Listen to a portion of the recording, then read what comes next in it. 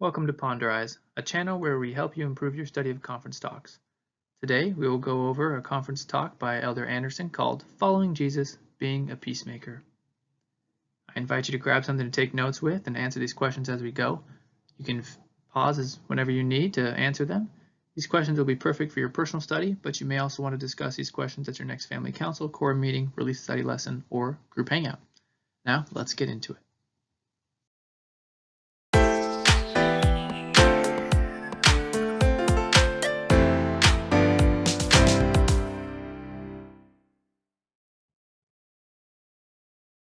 All right, for question number 1.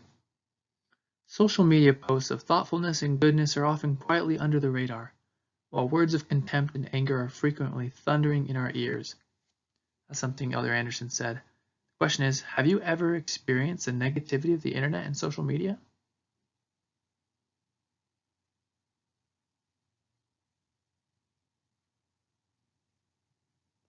How did you overcome that?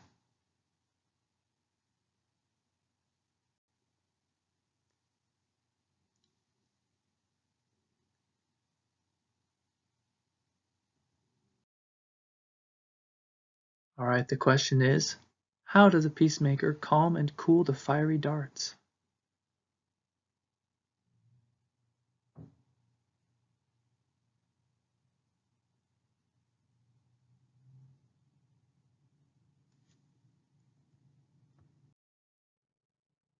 Okay, for question number 3, I'm going to read a part of what Reverend Amos said, and we'll talk about what we learned about being a peacemaker from what he said. Reverend Amos said, "I respect the experience and perspective of the individual who wrote those words. Granted, I don't see what he sees. I count it one of my life's greatest joys to know these leaders of the church, including President Russell M. Nelson. They are, in my estimation, the embodiment of the best leadership our country has to offer." He then added, "We can gripe about the way things were. We can refuse to acknowledge all the good going on now. But these approaches will not heal our national divisions. As Jesus taught, we don't eradicate evil with more evil. We love generously and live mercifully, even towards those we think to be our enemies." So what do you learn about being a peacemaker from Reverend Amos?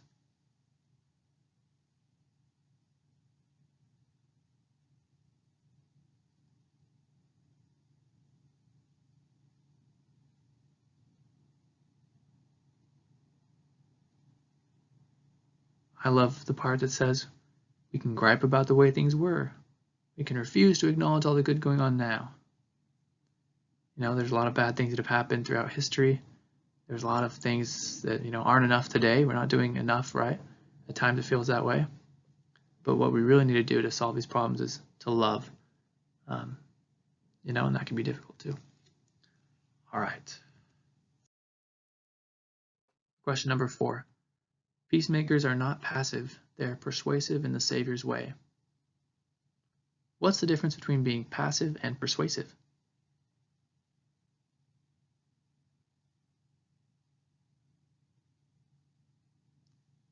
Can you think of an example?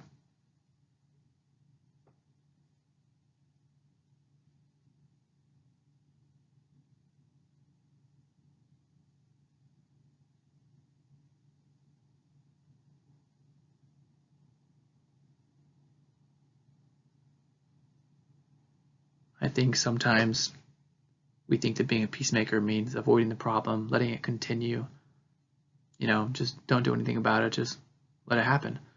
But when there are problems and we need to make peace, sometimes it takes persuasion, maybe. Okay. Question number 5. What gives us the inner strength to cool, calm, and quench the fiery darts aimed toward truths we love?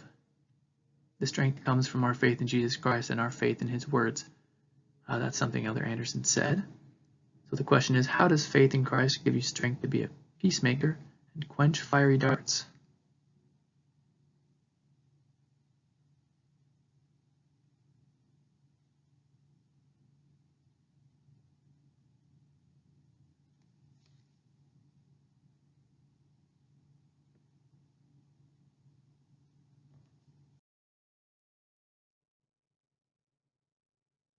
For question number 6, Two important principles guide our desire to be peacemakers.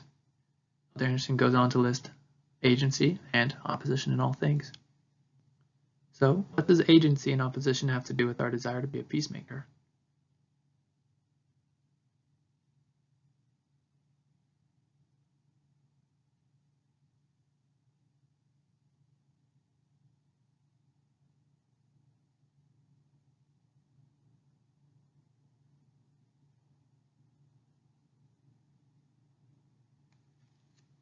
Okay.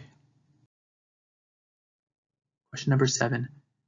Even if it is a multitude of voices, we choose the path of peacemakers. All right, can you think of a time you or someone you know chose peace even when up against many voices?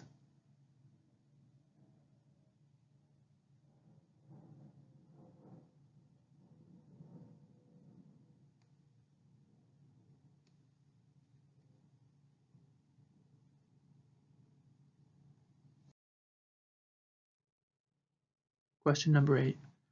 The words of the Lord through his prophets are often contrary to the thinking and trends of the world. Church's beliefs aren't popular today. How do you share those beliefs peacefully as the world gets worse and worse?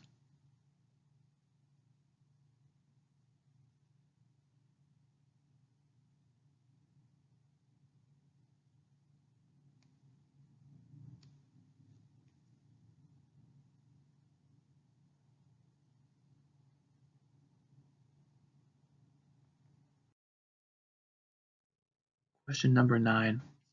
Elder Andersen mentions the parable of the Good Samaritan. So what does the parable of the Good Samaritan teach us about how we should treat others?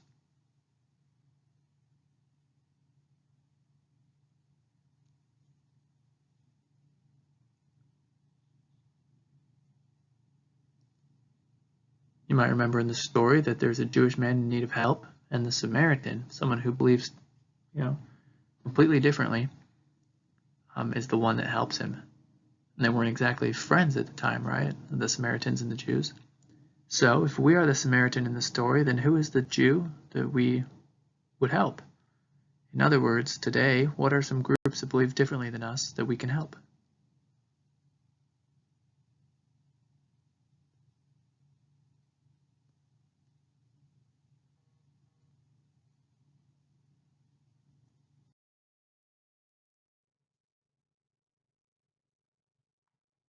Question number 10. President Nelson asked, cannot boundary lines exist without becoming battle lines? What does this quote mean to you?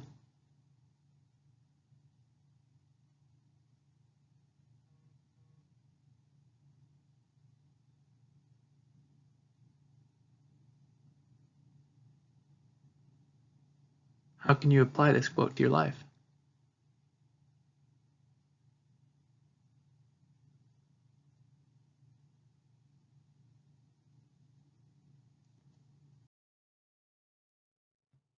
Question number 11.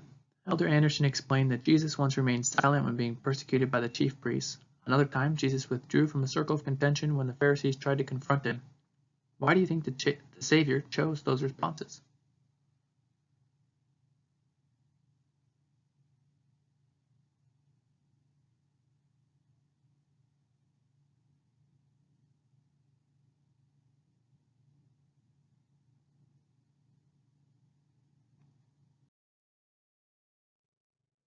Question 12.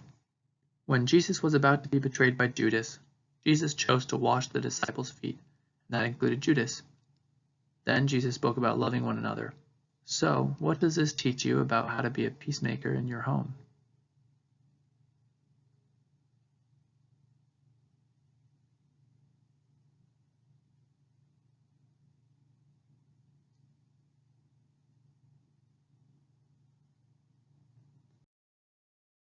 All right, thank you for going along with those questions with us. I hope that you can take some time to ponder how you can be a better peacemaker in your home, with your family, at work, with friends, at school, wherever it may be. Next time you are tempted to get angry and upset or have contention, think of how you can be a peacemaker. I know that's really hard, but I know we can all do better. All right, thanks for watching. Please like and subscribe. Have a great day.